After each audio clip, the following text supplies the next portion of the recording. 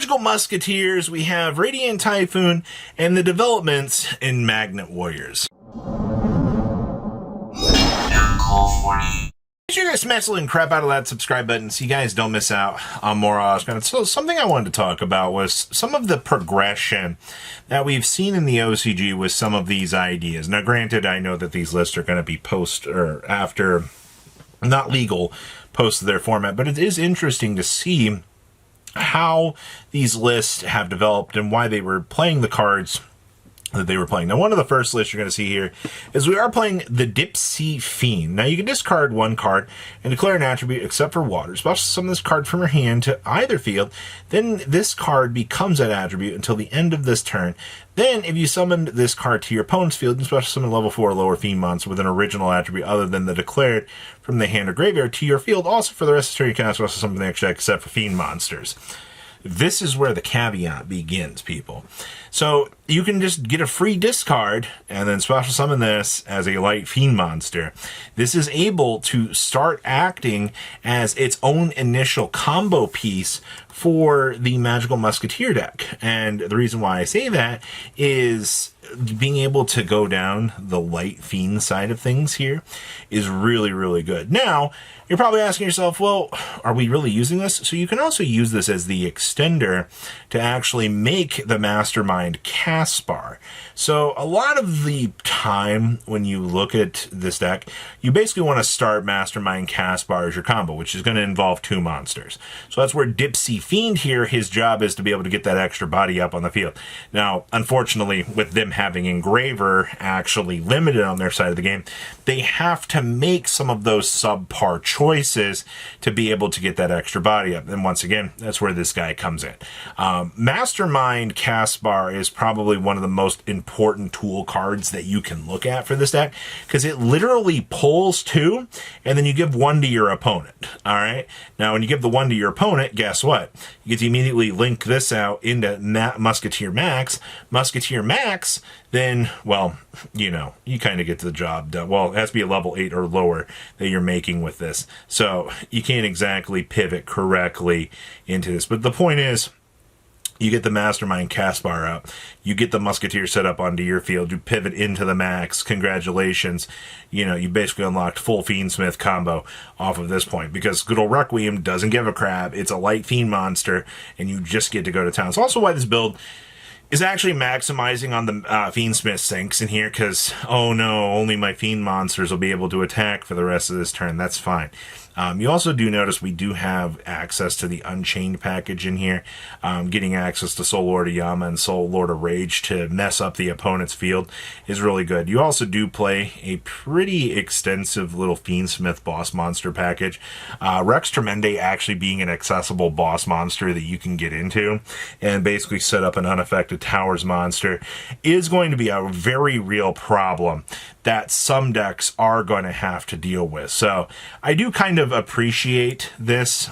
We haven't really seen enough of Rex Tremende actually, you know, being a solid card. Like, we all know he's there and we all acknowledge him, but it's a deck like this where you do get access to all of these extra bells and whistles that it actually does put together a game plan. Also, do keep in mind, we are playing Crown. I think Crown is definitely one of the best little sub options that you can actually have for this deck. So this is what we've dealt with recently in the Musketeer department, and this was actually a top 16 list from one of the more recent large-scale events in Japan. So it's not like, you know, this is just something that was pulled. It's doing pretty decent.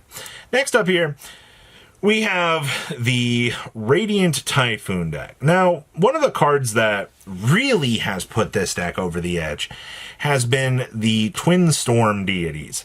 Now, the Twin Storm Deities, whenever your opponent activates card or effect while you control a wind monster. By the way, you're playing Radiant Typhoon, you have access to wind monsters at literally every corner that you could need. So you would get to immediately apply the effect, special summon this card, and then if whatever has happened, you can return all face monsters on the field to the hand, or if it was spell and trap, return all spell and trap cards on the field to the hand. And the first time this card will be destroyed by battle each turn, it is not. A 2900, 1500 that cannot be destroyed by battle once per turn is both a hilarious and a hilarious thing, honestly. I do find that great. Now, let's call it what it is. I mean, the reason why this deck has actually even any remote sense of performing well has been because you have access to the Harpy's Featherstorm. It is very intriguing to me that we have seen just how well Featherstorm has been in the back burner for a lot of duelists with this deck. Like, you actually walk into an event, you play against this deck is actually going to take you by surprise just because of the pure tools that it has. Yeah, getting shut out by this feels really, really bad. Now, I also do see here, you know, Crown definitely was another card that I think really fixed this deck's problems. Being able just to set up whatever card you're going to need and hide behind the Crown if your opponent makes any sort of move, or, you know, even using this offensively as well to lock your opponent on something is going to be a big help for you, for sure. Also, Fallen and the Virtuous has been another great piece to this deck. Being able to consistently have access to basically 2 copies of this in rotation usually helps out. And obviously, you know, you're playing Radiant Typhoon. You're playing a deck that's going to kind of crawl a little bit. But, you know, when you do get the initial setup and you do kind of find the blowout cards, it usually does get the job done very easily. So I do kind of appreciate that. You know, I feel like sometimes we don't see enough of the success that these decks are telling us, or, you know, understanding why, you know, the choices are. I will also say that the Twin Storm Deities here, most builds I've seen in the OCG have played it as a 3-of in the main deck, but I can understand, depending on how your side patterns are, or depending on how high of the tier of event you're playing, maybe you do want to cut this card down to 1, kind of maintain some better ratios and a little bit better consistency. It does go both ways for what you could be expecting to work with for this. So I get it, all right? We've got options, and they're definitely workable for sure. Next up, I want to talk about Magnet Warriors. Magnet Warriors have been one of these decks that have clutched onto several packages in order to do well. One of the more recent ones was the Moon of the Closed Heaven, which we no longer have to worry about access to this because this just got amputated during the last Forbidden Limited list. So we no longer have to see that this package is doing its thing. But the other big important things that have been making this deck work is, 1, Block Dragon, allowing you to bridge into every sort of different Magnet Warrior piece that your deck has access to. But there's also the fact that this deck is abusing not 1, not 2, but 3 copies of the Barrier Statue of the Drought. The fact that you have multiple ways to actually put this card up on the field and really outgrind the opponent is a very big problem. Now, the TCG already foresaw this. They saw that we were looking to abuse this in some sort of capacity. And, you know, with Gallant Granite being able to search for any rock monster that you need, Konami's decision tree for the NA version of the game was, you know, we're just going to go ahead and we're going to take care of this because we don't want you to be able to bridge into all of these different lines.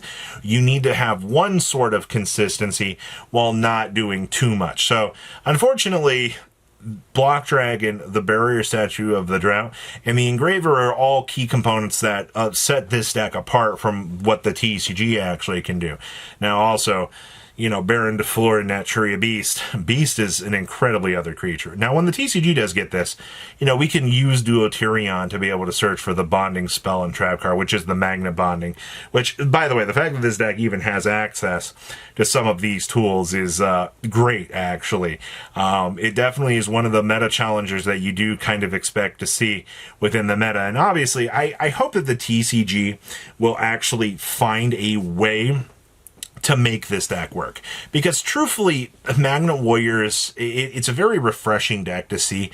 I've seen so many different variations coming to the table for this that it's actually surprising that we've not seen more cool success with this. So here's the hoping in 2026 that somebody finds the perfect Magnet Warrior list, just to say that we had a successful run with this, and maybe some of those key changes will actually make this deck a little bit better. So what do you guys actually think about these interesting strategies? Please leave a comment down below. Tell me what you guys think. See your beautiful faces back there today, guys. Patrons, thank you.